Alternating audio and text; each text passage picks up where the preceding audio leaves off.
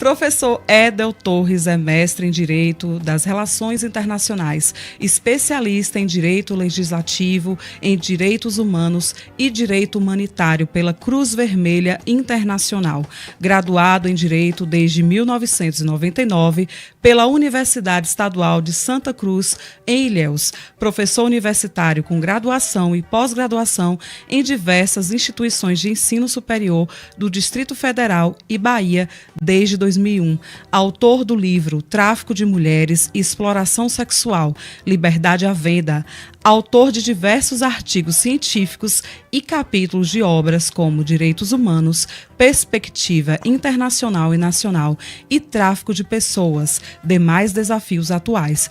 Participou como especialista da Comissão Parlamentar de Inquérito na CPI da Exploração Sexual e Tráfico de Pessoas da Câmara dos Deputados em 2013. Professor Edel Torres também é diretor de Direitos Humanos e Tráfico de Pessoas da Rede Internacional de Excelência Jurídica, presidente do Conselho Consultivo da Justiça Humanitária e Social e professor de Direito Internacional da Faculdade Irecê FAI. Professor Edel, nos anos 80 e 90 nós tínhamos, não sei se uma lenda, não sei se era lenda, professor, mas muitas mães amedrontavam seus filhos para não irem para a rua, alegando que iam se deparar com papa-figo, que ia passar uma Kombi, ia levar a criança e ia tirar os órgãos, especialmente o fígado. Essa questão existe, não é, professor? Desde muito tempo, como o senhor falava, como a gente conversava, desde a época da escravidão. Essas questões que a gente muitas vezes ouvia como lendas urbanas, como mitos, enfim, há relatos em muitos lugares do Brasil em que esses fenômenos aconteceram realmente, ou seja, havia carros que passavam, vans, enfim, tirando toda essa questão, né, do folclore muitas vezes criado pelas mães, mas existiram casos sim, de crianças que eram sequestradas, raptadas e sim sofriam diversos tipos de abusos, inclusive retirada de órgãos. Essas questões estão muito mais próximas da gente do que a gente imagina, elas não estão somente no folclore ou no imaginário, né, das pessoas. O que acontece é que a gente tem mais informações por conta da rede social, por conta da tecnologia da informação. Então nós temos realmente os casos sendo mais mostrados, mas eles sempre existiram. Desde a época da escravidão, o tráfico de pessoas para diversos tipos de formas sempre esteve presente na nossa sociedade. O que é tráfico de pessoas e desde quando começou?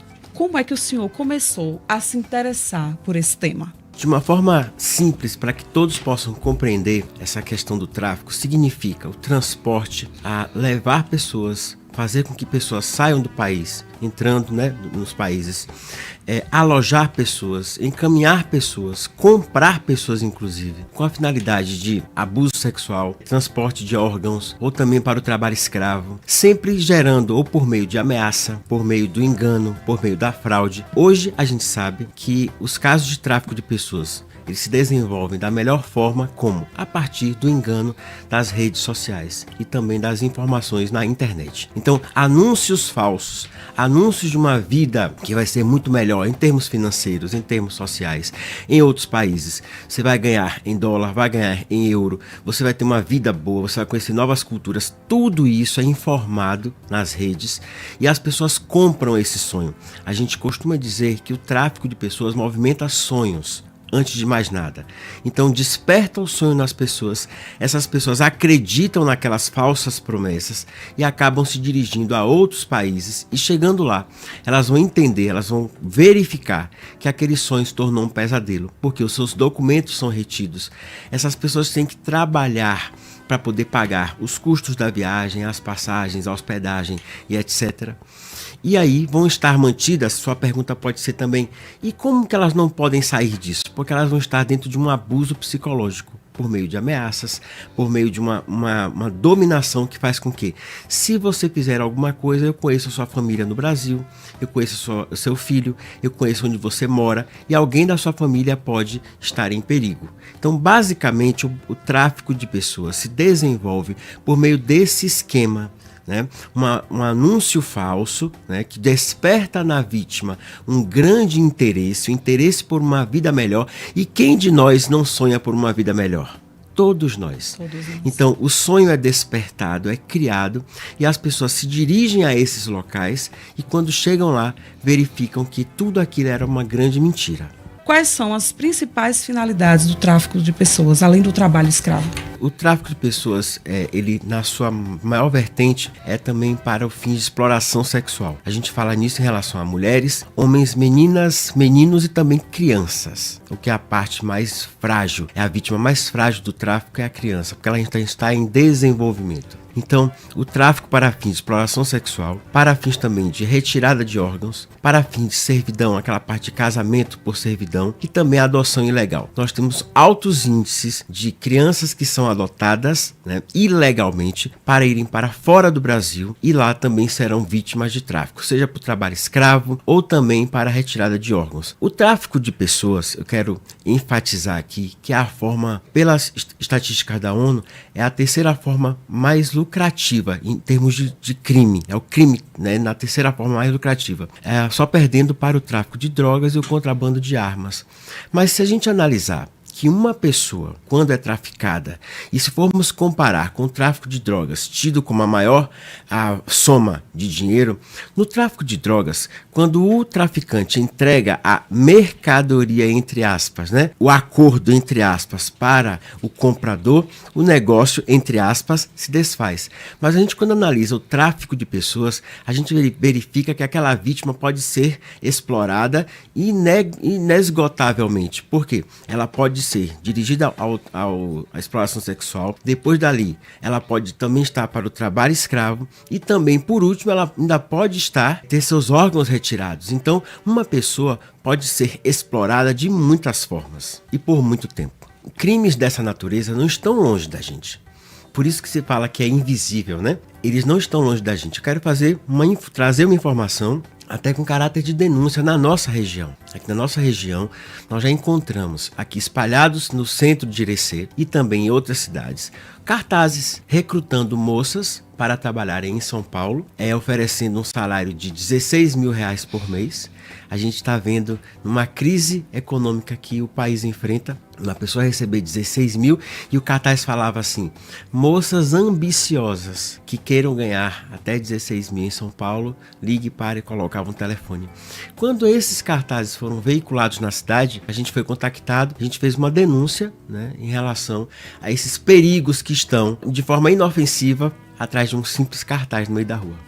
As mulheres e as crianças são as maiores vítimas? É muito difícil ter um ranking com os números maiores, porque a OIT, que é a Organização Internacional do Trabalho, estima que hoje, em número de vítimas, o tráfico para fins de trabalho em condições análogas à de escravidão é o que mais se destaca. Então, e nesse contexto, os homens são as maiores vítimas. Logo em seguida, o tráfico para fins de exploração sexual tem mulheres, né, entre 18 a 29 anos como maiores vítimas, porém, nós temos também uma grande incidência de meninas e de adolescentes.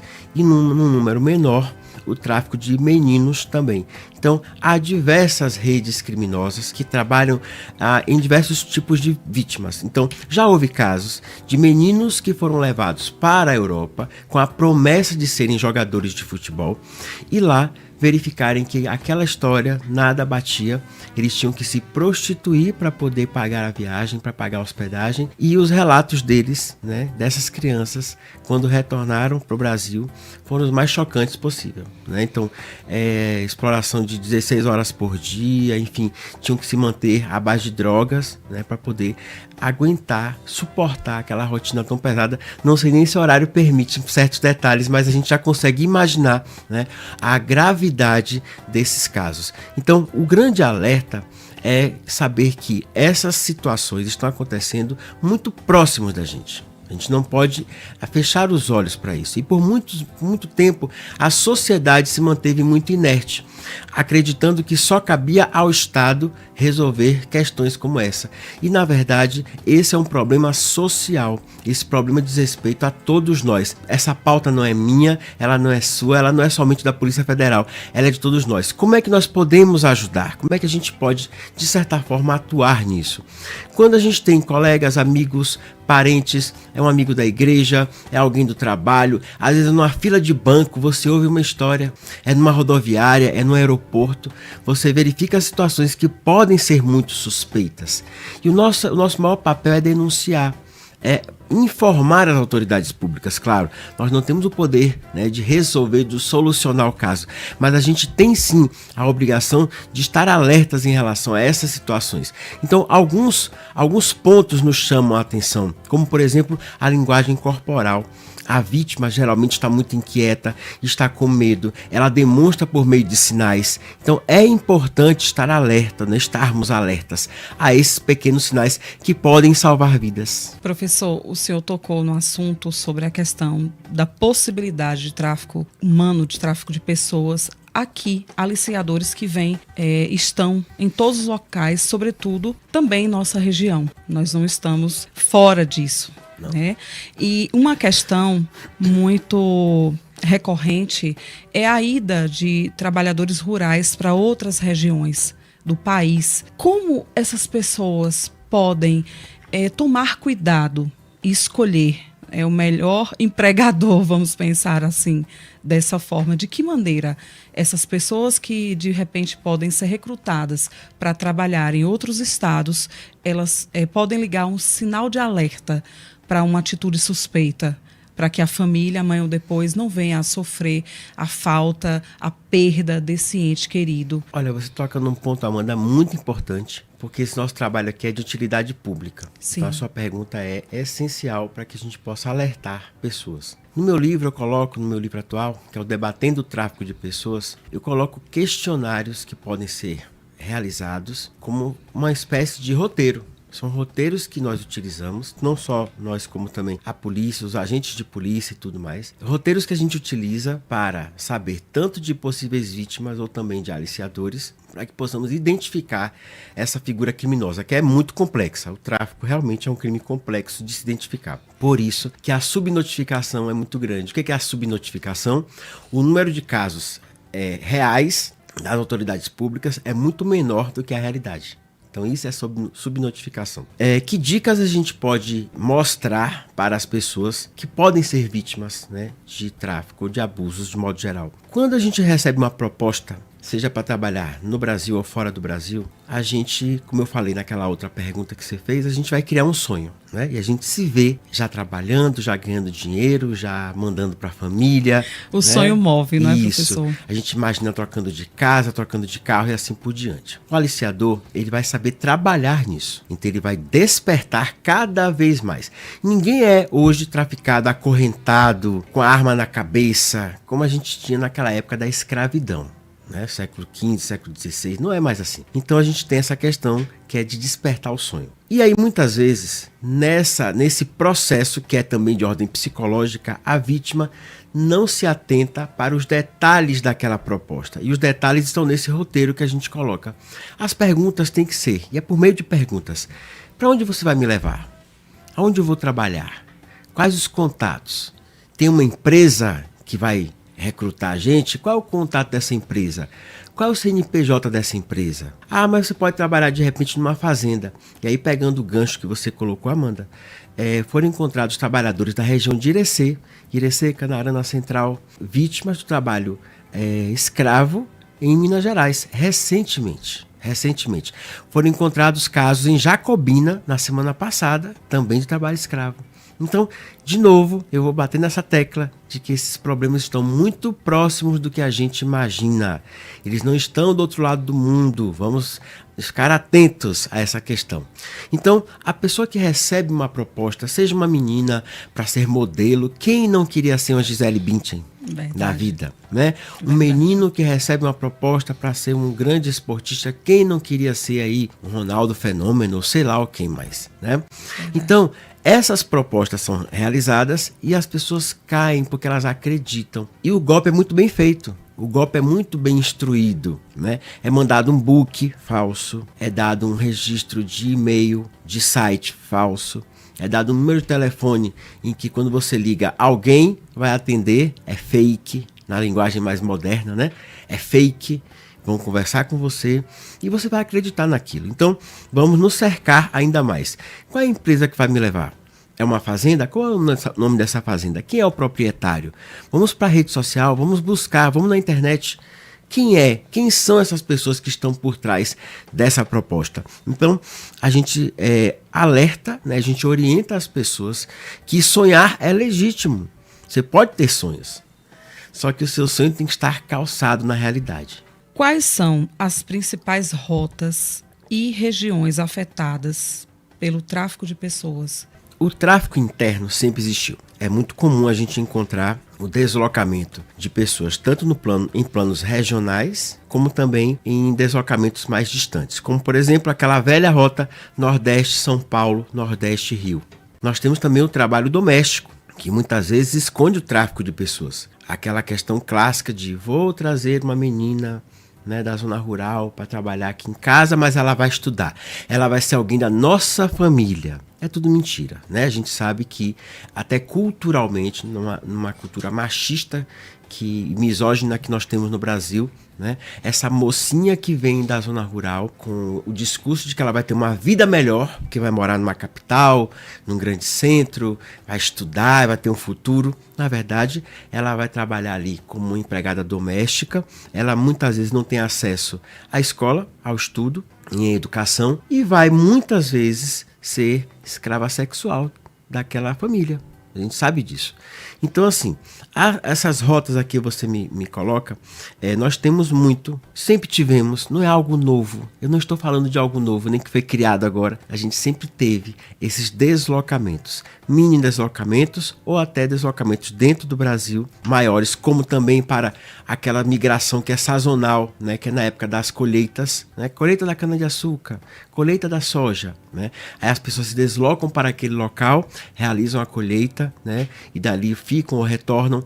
Também para grandes eventos da construção civil, hidrelétricas, né, construção de portos, também atraem muitas pessoas. Um grande eixo, um grande polo de atração de migração foi a construção de Brasília. Né? Brasília no meio do nada, né, no Planalto Central. Então ela agregou, ela convergiu milhares e milhares de trabalhadores para lá. Então esses fluxos sempre existiram no Brasil.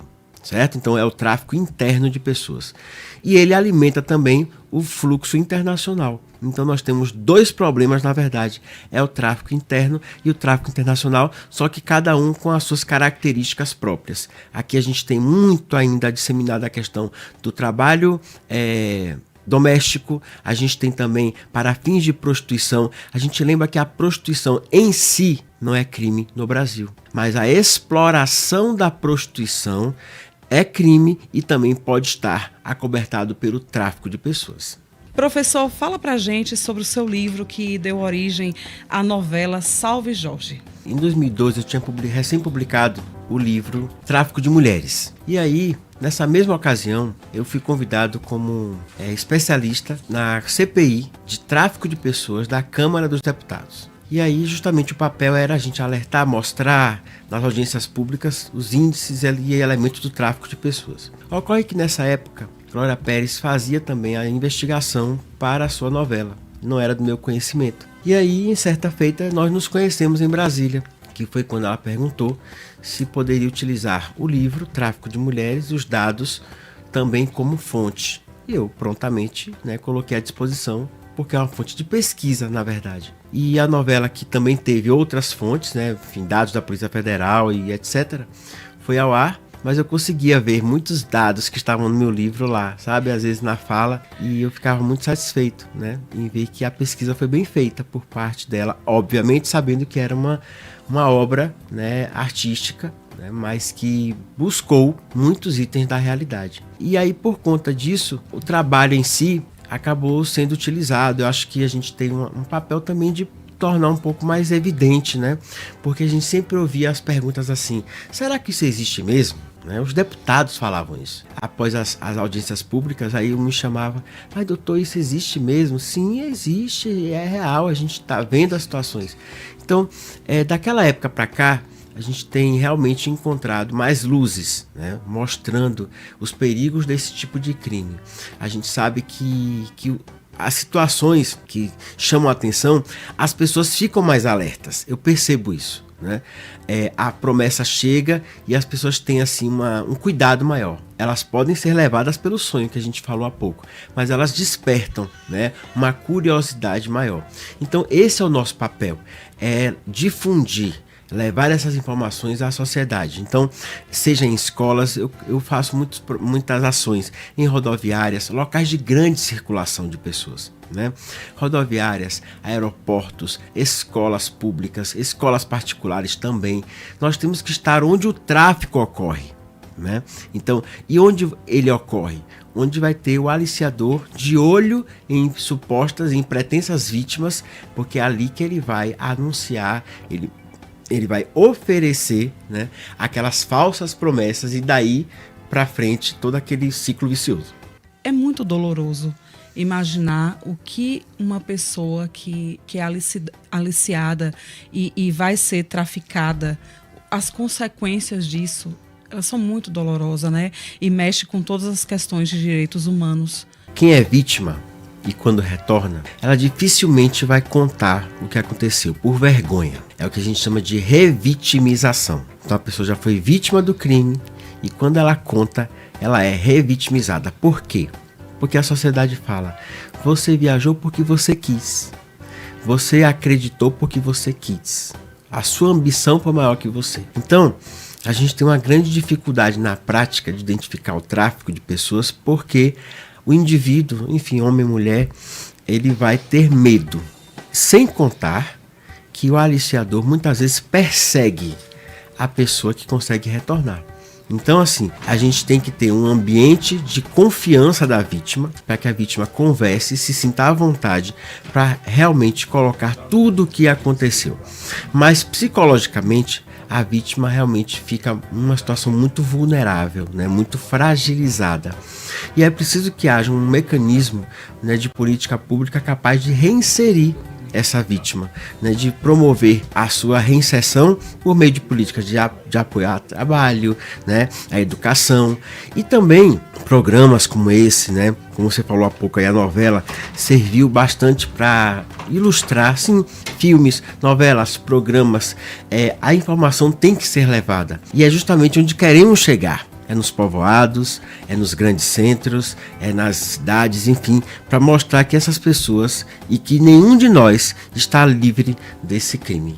Todo mundo com o celular na mão e a gente sabe que muitos aliciadores trabalham através da internet. As famílias, esses adolescentes, as pessoas que estão ali recebem uma proposta. Que cuidados nós devemos ter nesse ambiente virtual? Olha, a internet hoje é o principal vetor de levar o tráfico adiante. É a internet a grande responsável. Os pais muitas vezes não sabem, aliás, a grande maioria, não sabe por onde seu filho está navegando. A gente tinha aquela falsa ideia de que se meu filho está dentro de casa, ele está protegido, né? Ele está no quarto dele, no quartinho dele, protegido dos perigos da rua. Hoje, ele está dentro do quarto realmente, mas navegando em sites, enfim, em páginas, em perfis que estão levando ele para diversos problemas que estão sendo noticiados, né, na mídia. A gente sabe que as crianças e adolescentes não devem ter celulares, por exemplo, até 14 anos. É um desafio, sim, porque na globalização a gente vê a dificuldade que é, né, o jovem hoje não ter acesso, né, como ele quer, irrestrito à rede. E gera até muitas vezes dependência emocional, né, e psicológica, a gente tem visto casos assim. Mas o que deve ser feito? Pais, mães, orientadores, enfim, educadores, nós temos que ter o acesso, nós temos que saber onde os nossos jovens estão navegando, que propostas estão recebendo, né? Que tipo de assunto está sendo tratado, porque o aliciador, muitas vezes ele entra na rede com o perfil de um adolescente, ele conversa como um adolescente, ele ganha a confiança daquela pessoa, né, dentro daquele relacionamento virtual. Então as pessoas acreditam naquele relacionamento, porque muitas vezes elas não conseguem se abrir ou conversar com uma pessoa que está ao seu lado, mas no ambiente virtual ela se sente mais à vontade, ela não está vendo a pessoa. Então a gente está vivendo uma era em que a internet, enfim, tudo que ela traz em termos de sonhos, né, como a grande discussão aí do bebê reborn, por exemplo, né, é o que tem gerado nas nossas mentes e nas mentes dos adolescentes, da nossa sociedade de modo geral, né, os efeitos da internet. Claro que ninguém pode mais voltar no tempo. A gente não consegue mais viver sem as vantagens da globalização, isso é verdade, mas a globalização ela trouxe consigo também um lado que é muito perigoso, que não está nem na internet, está na chamada Deep Web, na Dark Web, ou seja, naqueles sites onde você comercializa mesmo o órgão, onde você compra uma pessoa, onde você anuncia a morte de alguém. Então as pessoas têm acesso a isso. Né? É muito grande, por exemplo, o índice de pornografia infantil. Então você tem, em pleno mês de maio, né, que é o Maio Laranja, que é o mês que nós utilizamos para também disseminar o combate, né, à exploração sexual infantil. Quantos e quantas pessoas, inclusive educadores, professores, mantêm em seus arquivos fotos e vídeos, né, de crianças, enfim. Então, a internet ela não pode ser uma terra de ninguém, né, uma terra sem lei. Então a gente sabe que é preciso que canais de denúncia estejam cada vez mais ativos, né, contra essas ações. Como as pessoas que estão nos acompanhando através do YouTube podem adquirir o seu livro, professor? Esse livro ele surge das diversas dúvidas que assistentes sociais, advogados, policiais também, psicólogos sempre nos colocaram. Então esse livro ele traz justamente as respostas para dúvidas que eu sempre ouvi. E não só advogados, né? Por eu ser advogado, eu fazia uma linguagem um pouco mais do juridiquês, como se diz, né? Sim. E esse livro ele traz um apelo um pouco mais popular, no sentido de alcançar outras áreas, né? A gente tem a possibilidade de comprar pelo meu Instagram, @doutordr, né? Edel Torres, Edel com H, @dr Edel Torres, e eu posso mandar para qualquer lugar do Brasil, certo? Sim. E é nesse livro que a gente tem aqueles questionários e mecanismos para se detectar com maior facilidade um caso de tráfico de pessoas. Professor Edel, muitíssimo obrigada por sua presença. Muito obrigado pelo espaço, pela possibilidade de a gente levar, né, conhecimento e o alerta a pais, a também filhos, né, e a tantas pessoas, educadores, que podem realmente, a partir daí, plantar uma sementinha e poder ajudar outras pessoas. Aqui nós somos multiplicadores. Muito obrigado.